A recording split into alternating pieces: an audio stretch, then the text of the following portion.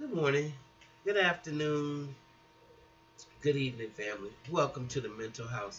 I am your host, Khadijah. I want people, I want to reiterate how important it is to protect your mental faculties. Right now, this is Mental Health Month, I believe. And I think the awareness around the pressure points of ourselves and our lives and people around us, loved ones, is something that should be examined. It's something that should be talked about, thought about, and just actually having a conversation about. Because a lot of us can handle stress, and some more than others, some more than most. There was an article I saw about a lady that walked into a gas station with an axe and just began randomly swinging at people and pretty much trying to destroy them. Fortunately, none of the individuals that she hit died. They had to go to the hospital and get they had to get serious treatment. But I'm just saying that it's really sad because the conditions that are created because of the madness, the deflections, the gaslighting, the false narratives, and just the unhealthy way that Americans have to live in terms of the lies that we have to tell. This system is all perpetrated back into the inhabitants of the land. Um, Everything is off balance and out of balance because capitalism and unbridled capitalism is a very, very dangerous system. Um, so, and when you have propaganda that can keep the machine oiled, so much to the point where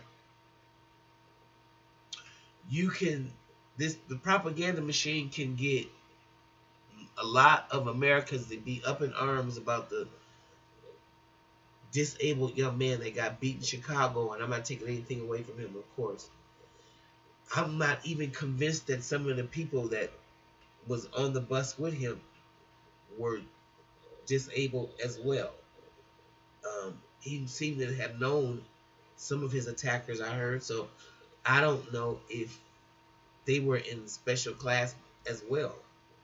But what I will say is, and I want black people to stay mindful of this,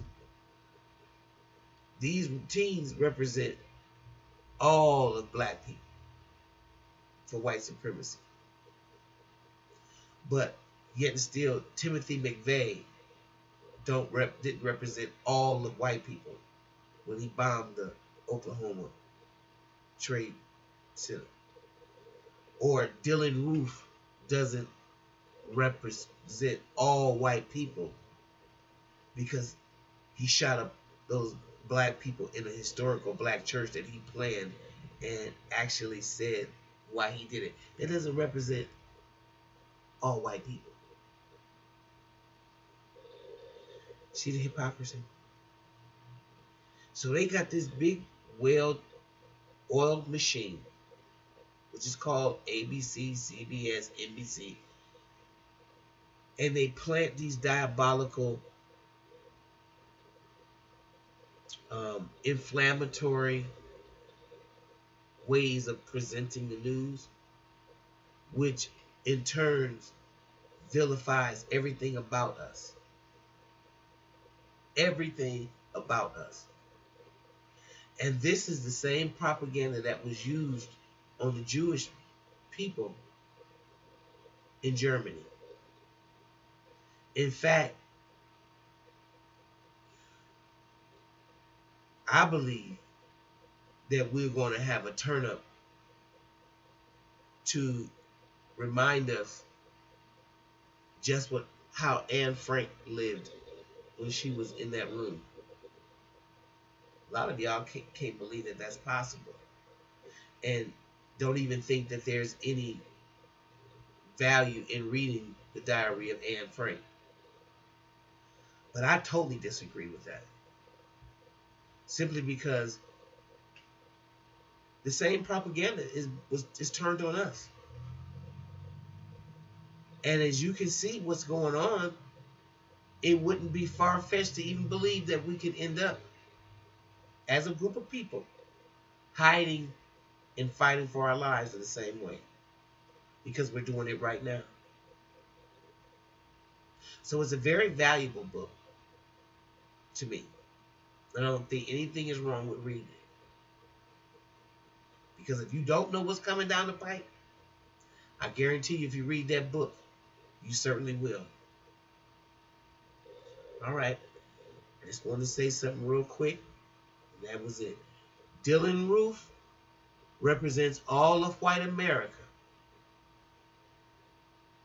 Timothy McVeigh represents all of white America, especially if you're of the mindset that those retarded, disabled young people on that bus represents all of black America. All right, I'm gonna go. If you like what you hear, please like and subscribe. I'll see you next time in the mental house.